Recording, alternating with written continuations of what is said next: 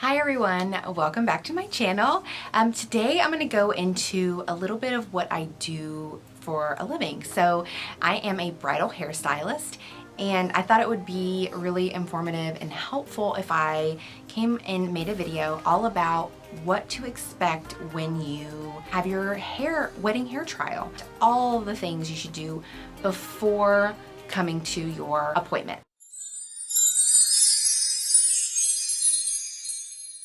You're getting married and you're gonna have trials. You're gonna have a makeup trial, you're gonna have a hair trial, you're probably gonna have a trial with your photographer, you're gonna have food tastings, and you wanna make sure you're prepared. And this might help you. Like, I sometimes don't even email out this, and I should. I should definitely let my brides know that these are the things that they should be doing beforehand. Everybody is different, every hairstylist is different, so by no means is this like the absolute way of doing it. Just over my experience and over the I think 9 years I've been doing hair for weddings, these are the things that I kind of noticed or realized that maybe brides should do before they come in. So I would say the first thing is make sure you have your dress. Sometimes brides come in and they don't have their dress, so they really don't know if the back is going to be detailed and the hair needs to go up or pushed to the side. So the dress, it's not necessarily the end all be all for how you should wear your hair, but it definitely is like a starting point. Another thing is, don't book your hair trial too far out. My brides ask me this all the time. When should I book my trial? You can book your stylist a year or more in advance. However, in my experience, what I've noticed is if you book a trial too far out, number one, you don't have your dress, so you don't have that first one taken care of. And we change our minds. I think when I got married, I changed my dress like 3 times, like before it even got there. It'll save you money and less, travel time if we maybe do it closer to the wedding date. I'm not saying like a week before, but when we are a little bit more dead set on a style that we love. Also, when looking up inspo pictures, make sure you're looking up photos with someone with similar hair color or density. So this comes up a lot. We have a brunette looking at blonde photos or a blonde looking at brunette photos.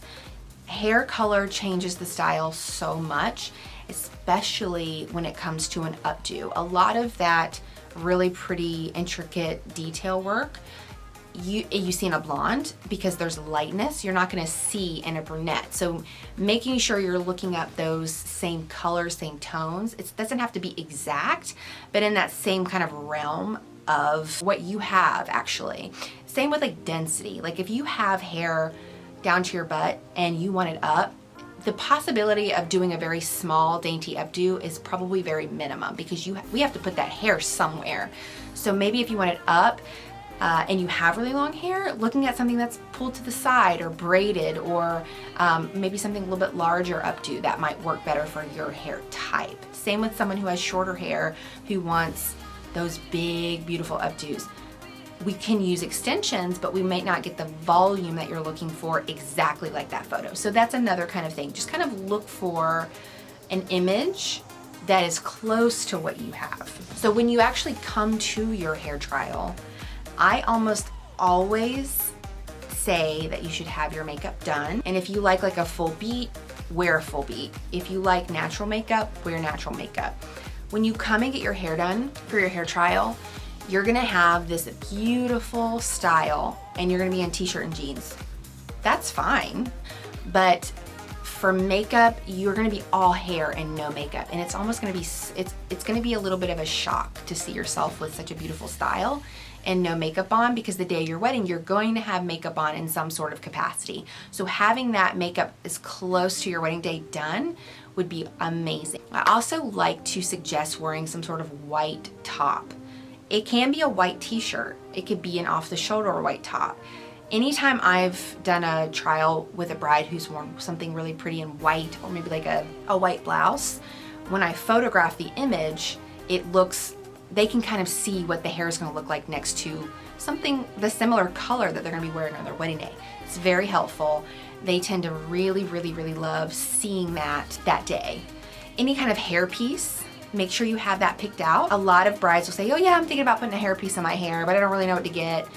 Hairpieces range from little tiny pretty crystals to big giant combs to vines, which can change up the style a little bit. So you want to make sure that you've kind of got that. Another reason why doing the hair trial not super in advance is super helpful, because if you're closer to the wedding, you know what your dress looks like, you know what kind of veil you're going to wear, you know what kind of hairpin or hair placement you're going to be putting in your hair.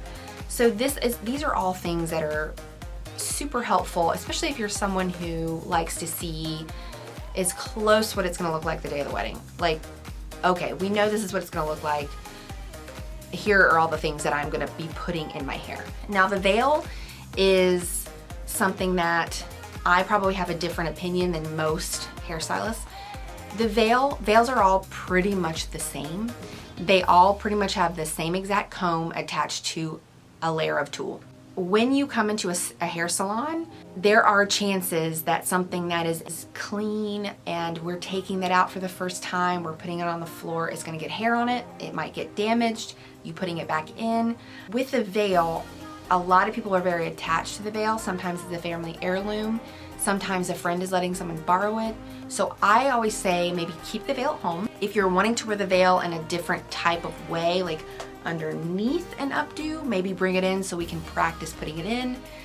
But if you're wanting to wear it traditionally right above the updo or up high, leave it at home, make sure it doesn't get dirty. Veils are a veil are a veil. I've seen 1,000 of them, they're very similar, they're all the same. The only little difference are the combs material. So sometimes the combs are plastic, say if it's a vintage veil or a veil from 10, 15 years ago, it's probably gonna have a plastic comb in it, which are a little bit more difficult to work with because the metal combs can move around. They have more flexibility. They're gonna move around a bobby pin better. They're gonna move around the head better. Where the plastic, they don't go anywhere. They stay the same. They're a little bit harder to work in, especially if you're putting it after and you have a bunch of pins in. But if you absolutely want to bring in the veil, I say if you have a plastic comb, maybe bring that in so y'all can practice with that. But other than that, leave the veil home. No, I don't want to ruin it. You don't want me to ruin it. It can be done the day of the wedding. This is a really important one just from an artist or a stylist standpoint. When you're picking out your hairstylist, make sure you're picking out your hairstylist. I know a lot of companies or planners or venues, they'll have their preferred vendors list, and sometimes you have to pick ones on the list. But for the most part, hair isn't a part of that. And it's very, very important that you go onto their website or their Instagram or their Pinterest and you see the work that they have done. Sometimes the planner will just say, oh, this person's good, you're gonna have a trial this date, we're gonna fix this, or the venue will be like, oh, these 3 are really good, pick this person. When that happens, sometimes they don't fit your vision. Sometimes they don't do the type of hair that you're wanting. It's very important that you go to their pages and you see that they can accomplish what you're wanting. I've had brides sometimes, and I've been honest with them and say, I think I might not be the stylist for you, and here are other stylists that might be better for you, and it always works out better in the end when you're just upfront and honest about if they're sending you a picture of something and you're not sure of how to do it or you don't think you can accomplish it, being honest. But that happening beforehand, before you've spent the money, before you've put down a deposit and signed a contract, is always better. For the most part, I think most hairstylists want to make the bride happy, and if that means going another direction, so be it. There's tons of stylists that do beautiful work, and we just want you to find the right one. I mean, I know my main goal is to, especially nowadays with COVID, is you want to make that bride, or we want to make you, the bride, as happy as possible, you know, on your wedding day. And if we can't do that, it stresses us out, you know, like I know that if I have a bad day, that means I've done a bad job on a bride's hair for her, the biggest day of her life. No, God! No, God, please, no! No! No! No! So that's not something that we're wanting to do. So just kind of keep that in mind and always kind of check out the vendors before you pick them. So yeah. Leave a comment down below if you are an upcoming bride and this helped you. Make sure you like, comment, and subscribe before you head out. And you can follow me at Blush in Maine on Instagram, Pinterest, and Twitter. And I hope you have a wonderful day. I hope this video was helpful, and I will see you on the next one. Bye, guys. Are in